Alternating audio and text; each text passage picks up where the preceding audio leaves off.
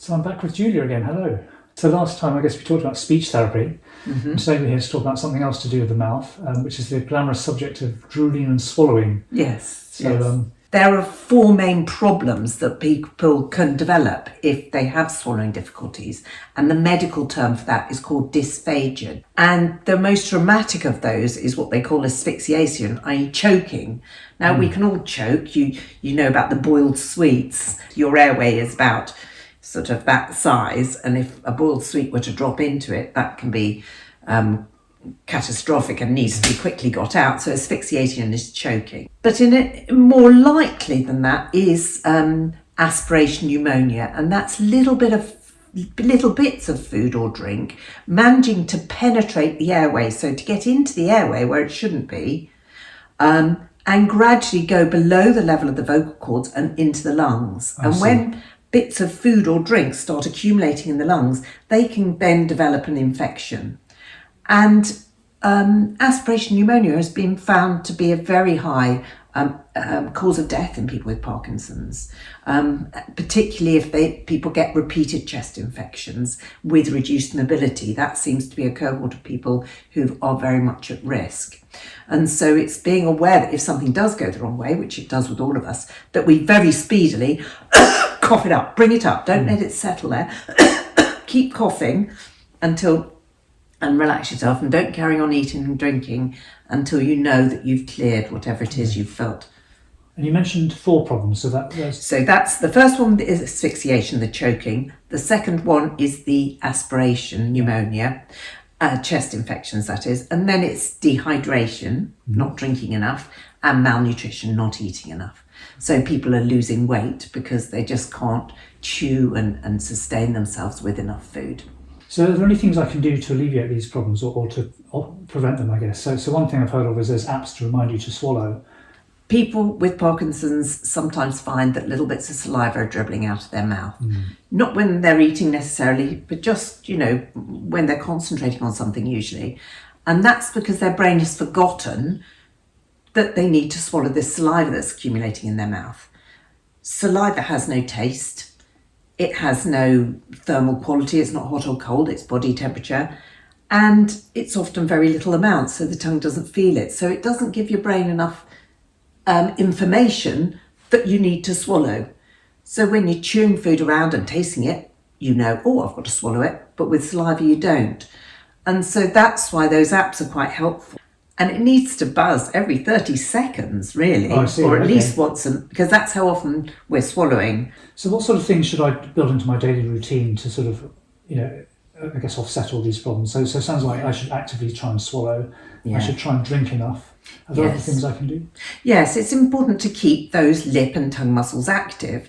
And we've talked last time when we were talking about speech therapy about the importance of the voice. Well, those little vocal cords that I talked to you about are the muscles that protect the airway. So their prime function before we started talking and everything was actually to stop food and drink going down into the lungs. So keeping those vocal cords strong keeps them strong as a protective gateway to stop the food and drink going onto the lungs. So all those voice exercises we talked about are just as important for swallowing as they are for speech. That strong voice we talked about.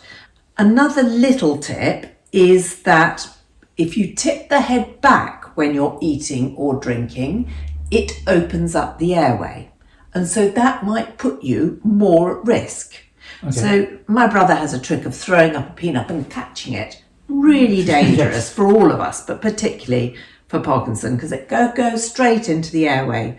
So I would say instead, definitely try and keep your head upright, but also even leaning down slightly, what they say a chin tuck, having your chin slightly tucked so that it closes the airway when you're chewing and swallowing, will actually open up the esophagus and encourage the food to go into the esophagus instead of tipping it back and letting it go into the airway. And that's why when people are given basic life support, we're encouraged to tip their head back to give them air into their lungs. But we don't want that pathway into the lungs open when you're swallowing. There's something else I do occasionally is I bite my lip or I bite my cheek. Yes. I sort of slightly lose control of where my teeth are. Yeah. Is that something you've come across before? Yes, and that again is that the cheek might get a little bit, weak and baggy, so it's easier. It can get in the way when you're eating. So after you've had a meal, it's really important to swill your tongue around what they call the lateral sulci, which is the pocket all the way at the top, and then the pocket all the way at the bottom.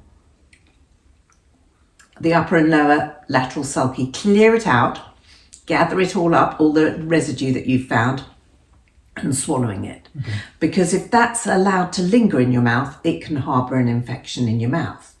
And mouth infections, they found, are much more likely to trigger pneumonias. So it's really important to keep your mouth clean and clear. Attending a regular dental hygienist is a good idea to keep all of that plaque at bay and try and protect your mouth from any sort of infection developing.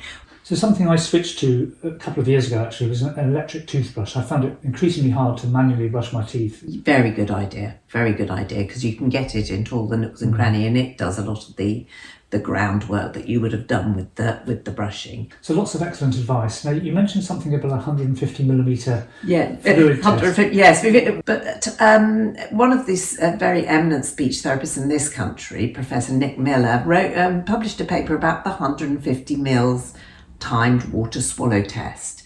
And this test has got various charts that you can look at on the age of a person and how long it's expected that the average person would take to drink that amount of water, and also how many swallows, so you can calculate the bolus size. You've very kindly measured me out. I've got 150 millilitres here as well. 150 mils. Now, I'll do it first, shall I? So I'm not wanting you to go glug, glug, glug, glug, glug. I'm just wanting you to have a swallow that's safe for you. And normal drinking. The most important thing is that you can drink that amount of water safe. So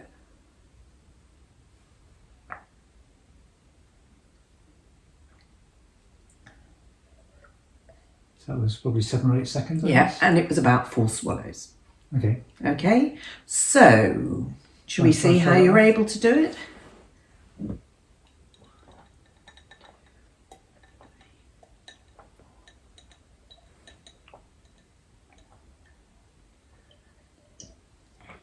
That's harder than I thought, actually. I didn't time you, but you took about 8 swallows. So you're taking care. Twice as many swallows than me, and probably it was a little bit longer, but it was safe. So it doesn't matter. We're not wanting you to rush that task. We usually do it as an assessment.